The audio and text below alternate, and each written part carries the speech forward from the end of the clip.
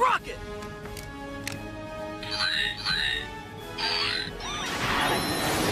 Red Space Ranger! Hey there everyone, No DMAA here coming at you with another deck profile for Power Rangers Heroes of the Grid. Well guys, it's not another one. It's the first one. I'm doing a deck profile on Heroes of the Grid, Red ANDROS, Red Space Ranger, his name is ANDROS. But yeah, this is the deck I used for episode 16 against Psycho Rangers. Psycho Red was beating me up with, but like overall, like I think the Red Ranger's solid for space. His leader ability is Covert Tactics. Once per battle, any ranger may ignore the guard keyword when choosing a target for an attack. When choosing a target for an attack. Sometimes I talk too fast and I'm brutal. But anyways, that means like guard is like you're protecting enemy cards adjacent to each other on the sequence, similar to like universes. So when guard happens, you can't attack that card until you get rid of the actual guard. But this card allows you to ignore guard, so you can just attack the unit like normal. So a lot of his things ignore guard, which is really cool. Ignoring guard is a really strong like ability, honestly, and to be able to consistently do that is really good.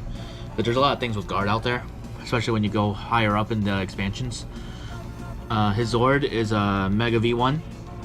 Exhaust this card when any ranger performs a maneuver or reaction. Gain 1 energy. That ranger may place that card on the bottom of their deck instead of discarding it, so it'll let you recycle, get you an energy just for playing a maneuver or reaction. Probably generates even more energy. So you just exhaust it, use it. It's okay, you know, it's not... Anything that gets you energy is good, honestly, and then it lets you recycle cards. So we'll talk about the one shields first. So I like X Blaster. X Blaster's a reaction. You know, play this card to allow any ranger to ignore the card keyword when choosing a target for an attack. Add 1 damage to that attack for each energy spent. So like stuff like Astro Blaster can help you ignore guard too. The deck has 2 Let's Rock It. Let's rock it! It's a maneuver, costs 1 energy. Roll 2 dice and gain an amount of energy equal to the damage result. Another ranger of your choice may immediately play a card. Place this card on top of your deck instead of discarding it. I like it if I didn't have to pay one, because otherwise you're gambling on how much energy you gain. Like you could roll zeros and then it's just a waste, which happens a lot in our session, solo and group. So like the zeros do happen. So my only worry about this card, like it's cool that it's their morphing call, but like, and it can pay off. I did roll doubles before, I gained 4 energy off it, you know. So I only like I gained 3 basically because I spent 1 and gained 3 back. You know. Then another ranger may immediately play a card and you get to recycle it.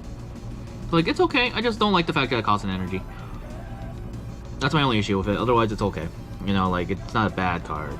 You can still, it still can work. This is my favorite attacks coming up in the deck. I love Mega Drill Breaker. I think it's my favorite attack, one of my favorite attacks in the whole game, honestly. I think it's really solid. It's a 2 dice attack. If this attack does not defeat the target, you may spend 1 energy to perform a second attack with 2 dice against the same target. So like he just relentlessly keeps attacking. And then if you ignore guard, it's really good because then you can just keep swinging at that dude until he's dead. So we run those are 2 shields. And then we run 2 piercing defense. 2 piercing defense. It's also a 2 dice attack. It costs 0. I love the fact that there's 0 costs. The next time any ranger performs an attack, they may ignore the guard keyword when choosing a target for that attack. So he sets up the next attack to ignore guard. So like he's a good setup card. Like I can use this and one of my player rangers can like ignore guard, or even myself. Like this guy just straight up keeps ignoring guard, which I think is really cool. I love Spiral Saber. It's one of my favorite attacks. It's one of my favorite weapons too growing up. I really wanted a Spiral Saber when I was a kid. I never got one, but okay, I got a lot of other ranger weapons. It's a 4 dice attack. You may ignore the guard keyword when choosing a target for this, so that's really good already. He already ignores guard on his own. Deal 2 damage.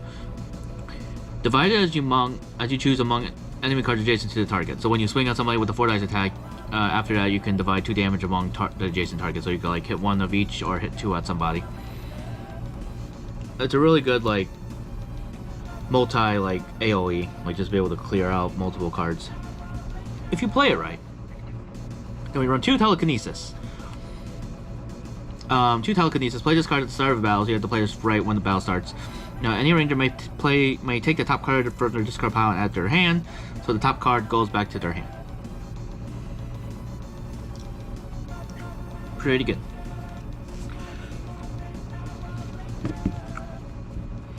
So there are ways to tech in cards, you know, like what I said about I don't really like Let's Rocket. So for the session, I used the Forever Red pack. There's a Forever Red pack for this game. It's a pack that allows you to customize the deck of any Red Ranger from Power Rangers Heroes of the Grid. Then you may swap 1/1 ratios with the same shield value. So I used Red Strength instead of Let's Rocket for session 16. It's a reaction. Play this card when any ranger adds dice to another ranger's attack, add 2 additional dice. So I think this card's just so much better because we like adding dice to our swings, so this card just makes an attack even stronger. It came up like once in the session, but like that's okay. You know, but like I used that. And then there were sessions where when what's Agent Stan Mitchell would play Silver Space Ranger, so that way let's see, so this card I'll take out Telekinesis and then I'd run Forever Red instead because Silver Ranger runs a Telekinesis card. So I was just like 4 Telekinesis in the game doesn't seem cool, so I was like, let's swap it out for Forever Red. It didn't come up. I think I just only hit it for damage and never actually was in my hand. Until the end of it's a maneuver, 2 costs. Until the end of the battle, each time a ranger performs an attack, they may reroll any number of dice during that attack. So the whole time during the battle, you can reroll your swings, like get higher results. And I'm just like, that's really good. So I swapped those out, and then all my sleeves are the same, so it's just a 1/1 switch. But yeah, you can customize with the Forever Red package, and that's what I did. I'll probably do a video later on about the whole package. But like that's what I did for this deck, just to do a brief, like I did actually deck customized. Yeah. This is the Forever Red pack. Andros is my favorite Red Ranger, fun fact. He is actually my favorite Red Ranger. He is so cool. His intro to In Space was epic. He had a really good storyline with Astronema, Corone, Ecliptor, good rivalry. He had a good romance with Ashley. He looked cool. He had cool weapons like Spiral Saber. He had good fight scenes. He was just an all-around good ranger.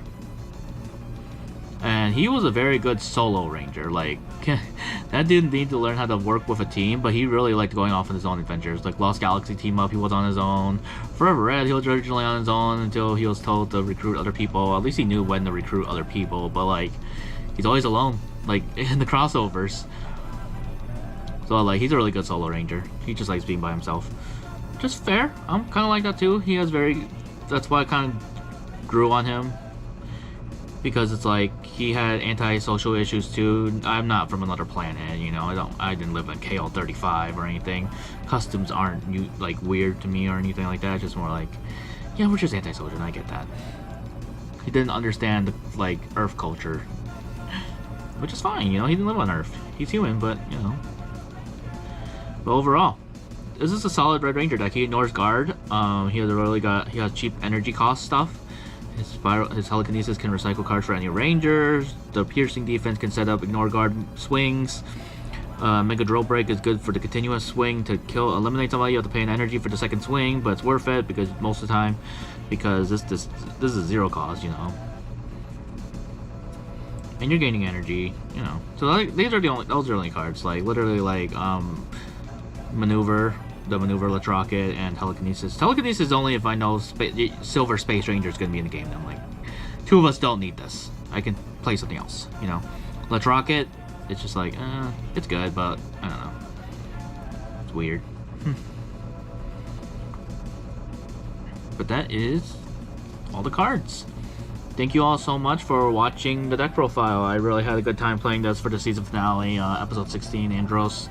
I played it a couple times during off-camera sessions with like my little cousins and stuff too. I played this game with them too, for fun. You know, I play it all around. I like it. I wish I had more time to play it like solo mode more often and stuff like that, but I have to be an adult.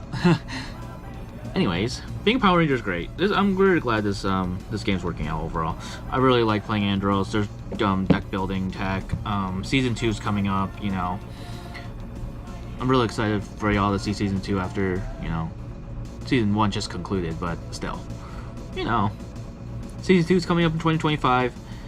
Season 2, yep, have it planned out because I have to do my video game grind episodes next after this Power Ranger season to get those, like, wrapped up.